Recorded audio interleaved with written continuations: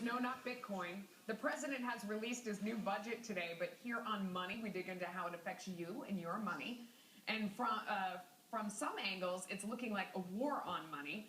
Three of the biggest opening shots target the wealthy. There's a 30% tax on households with income over $1 million. That's also known as the Buffett rule. Then there's the $3 million cap on IRAs and other tax-deferred retirement savings. And then there's the hit on private equity, venture capital, and other financial managers, limited partners. They would all pay earned income tax on carried interest.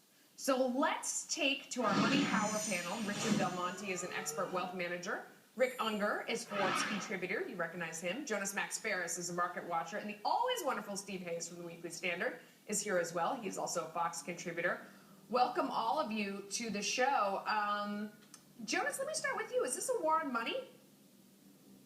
Well, anytime you raise taxes, it's a war on money. You're taking people's money for the government, but we're going to need a war on money to close this huge, massive budget deficit. So, yeah, it's definitely taxing a lot of different areas in kind of subtle, underhanded ways, not like a flagrant bracket increase, like a deduction limit, very complicated, where you only can deduct to 28%, and certain levels of IRAs get hit. Yeah. My biggest problem was that it's not that we're going to need those to close the gap, is that it's not really, it's trying to solve the problem of the world revenue problem with the top 1% of the country. We're going to need similar measures across the board. You know, middle-class people take massive deductions against their income to the point where they don't pay federal income tax. So we're going to need a minimum tax rate there as well as the high brackets. Rich, does it, Stephen, does it feel subtle to you?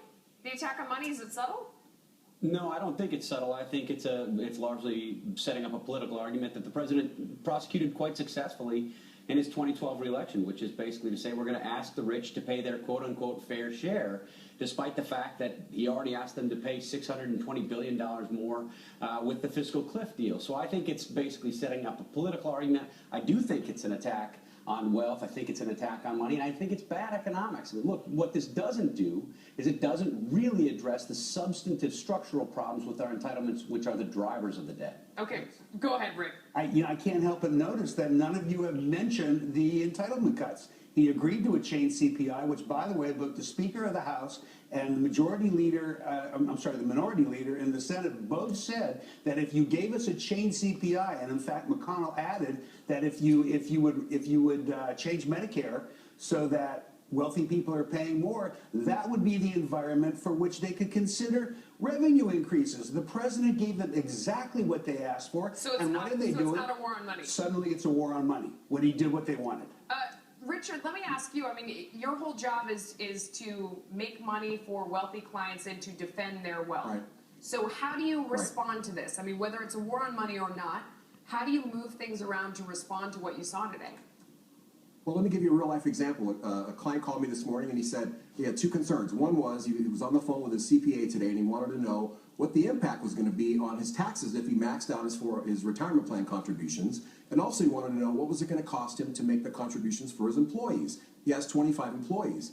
And the second thing he wanted to let me know was, if this act goes through next year, if he can't deduct his contributions to his own employer plan for himself, then that's the end of his contributions for his employees. He has 25 employees, been very generous to them, making profit-sharing contributions and matching contributions also in their 401k plans. If that goes kaput, imagine what the impact's going to be on those 25 families that work for him. Ricky, say it doesn't work that way. Yeah. First of all, each one of those employees would have to already have $3 million in the account. Secondly, there's nothing that stops anybody from contributing more to their retirement fund. It's simply saying that once you hit $3 million, what you contribute will not be tax deferred beyond Richard, that point. Richard, is that the way you understand it? No, that is the way, but the motivation is gone. If there's no tax motivation for the owner to make a contribution, then he's not going to make a contribution for his employees. And if he doesn't make one, they're not going to make one. You mean he's only motivated if he gets more deductions? He's only motivated if he personally gets more deductions. Because I doubt that his employees... he's running a business, not a charity. I see. Okay. So exactly.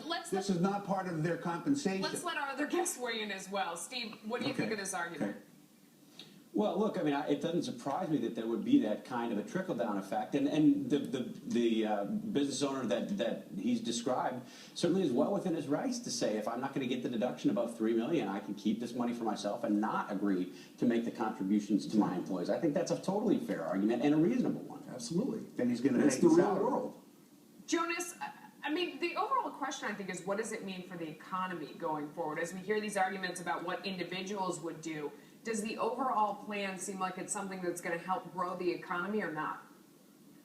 Look, anytime you raise taxes, it's going to be a drag on the economy. I will say the that's IRA not what thing liberals in and a weird Democrats say. way. They say that if you raise taxes, that they're going to go in and spend the money. The government will spend the money in another way and create demand. So maybe they're creating demand with the money they're taking away from the spending.